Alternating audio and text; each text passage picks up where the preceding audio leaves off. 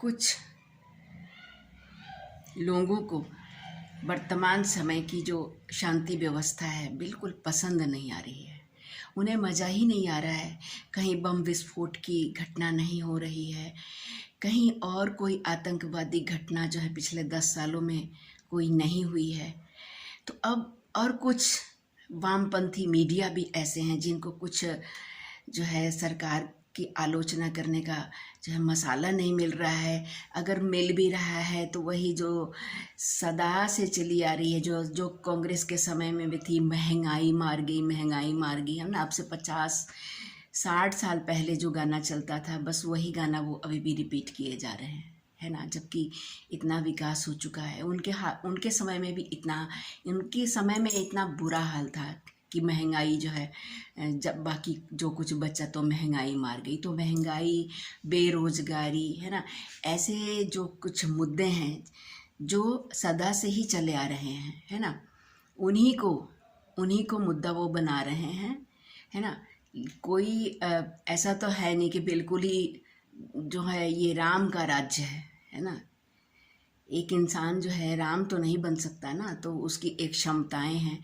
और जो पिछला इतने लंबे समय से शिक्षा से लेके अन्य अन्य क्षेत्रों में भी जो ऐसे नियम और कानून बने जो सदा हिंदू विरोधी रहे, है ना, उनको ठीक करने में समय तो लगेगा ही ना। जो 70 सालों में जो कूटनीतियाँ, जो जो चालें चली गई हैं, एक एक नियम को सुधारते सुधारते, है ना, वह फ़कीर जो 24 घंटे में जो है 4 घंटे भी ठीक से नहीं सोता, है ना, उसके विरोध में लोग खड़े हो गए हैं। क्योंकि उनको मज़ा ही नहीं आ रहा है, कहीं बम विस्फोट की घटना नहीं हो रही है। मुंबई में जो ताज होटल था, है ना, वो घटना नहीं हुई। फिर से मुंबई रेलवे स्टेशनों पर, सड़कों पर इधर उधर आतंकवादियों के जो हौसले जो पस्त के कर दिए गए हैं इन दिनों। तो कुछ वामपंथी मीडिया वालों को भी मसाला नहीं मिल रहा है कि अब वो क्या बोले, है ना। तो बस यही सब एक दो बातें, वो तो खैर हमेशा विरोधी बोलते ही रहेंगे, चाहे यहाँ पे राम राज्य आ जाए तब भी। वो तो उनका काम है, वही उनका काम है और वो कर रहे हैं, तो उसे कोई गिला नहीं। लेकिन हमारे हर हिंदू सनातनी भाई बहनों को आज की सुव्यवस्था, जबकि उनकी बहू बेटियां जो है कहीं अकेले जो है ना रात को 8 बजे भी नहीं निकल सकती थी। मेरा खुद का एक्सपीरियंस है, अब से 40 साल पहले का एक्सपीरियंस है। रात को 8 बजे भी जो है ना एक सड़क पार करने की हिम्मत नहीं थी, है ना। और आज जो लोग 11 बजे और 12 बजे रात को भी घूम रहे हैं निश्चिंत होकर, तो कुछ वामपंथी मीडिया को, कुछ और विरोधी पार्टियों को, जो भारत का ही खाते हैं और भारत की ही थाली में छेद करते हैं ना, उनको मज़ा ही नहीं आ रहा है।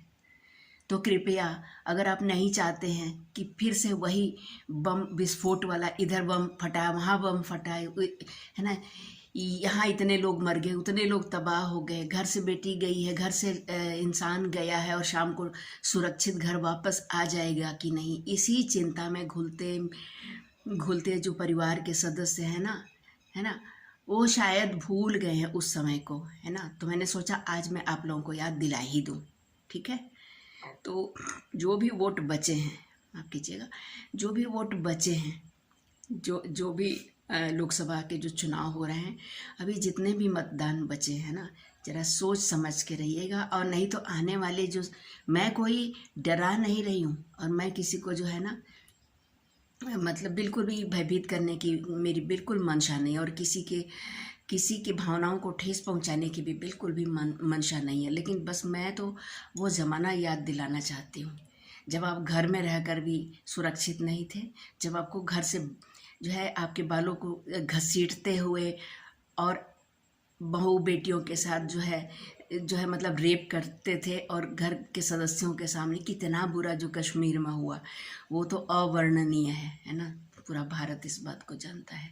तो अगर आप नहीं चाहते हैं कि वही वाले दिन फिर से देखने को मिलें, तो आप कृपया जो है ना अपने जो हमारे सनातन को जो सपोर्ट करते हैं, ऐसे धर्म आधारित राजनीति को जो है फिर से वापस लाइए, ताकि आपकी शांति, आपके घरों की शांति बनी रहे। मेरा मुख्य मुद्दा यही है, चाहे उसका नाम कुछ भी हो, कोई उसका चुनाव चिन्ह, लेकिन जो भी सनातन धर्म को सपोर्ट कर रहे हैं, क्योंकि सनातन धर्म ही एक ऐसा धर्म है जो कहता है सर्वे भवन्तु सुखिनः सर्वे सन्तु निरामयाः, जो सभी को सुखी देखना चाहता है, सभी को निरोग देखना चाहता है, और यह चाहता है कि माँ कश्चित दुख भाग भवेत्, किसी को कोई दुख ना हो। सिर्फ पूरे इस धरती पर अगर कोई ऐसा धर्म है तो वह है सनातन हिंदू धर्म। तो अगर वही जो है ना रसातल में गया है ना, तो फिर आप अपने घर की शांति देख लीजिएगा, ठीक है ना। जो लोगों के बहकावे में आकर कुछ पैसे, कुछ शराब की बोतलों और कुछ ऐसी छोटी मोटी लालच के चक्कर में पड़कर जो आप अपना बेशकीमती वोट अगर आपने बर्बाद कर दिया, तो आने वाले समय के लिए ना आप तो देश को गड्ढे में डालने ही वाले हैं, और पुनः वही अशांति का वातावरण जो है आ सकता है। इसमें रंच मात्र 1% का भी संदेह नहीं है, ठीक है। तो बहुत ही सोच समझकर अपने मताधिकार का प्रयोग कीजिएगा।